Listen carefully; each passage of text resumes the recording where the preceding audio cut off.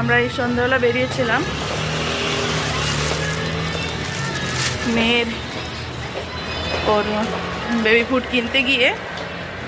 আমরা একসঙ্গে বেশি করে পুরো প্যাকেজটাই কিনি, ফলে আজকে একটা গিফট পেয়েছি। আবার এর আগেও একটা গিফট পেয়েছিলাম, সেটা ইন্ডিয়াতে নিয়ে চলে গেছি, একটা অরফান। আর এইবার একটা ওই বিল্ডিং ব্লকস, ওইগুলো গিফট পেয়েছি ওই যে মধুর হাতে।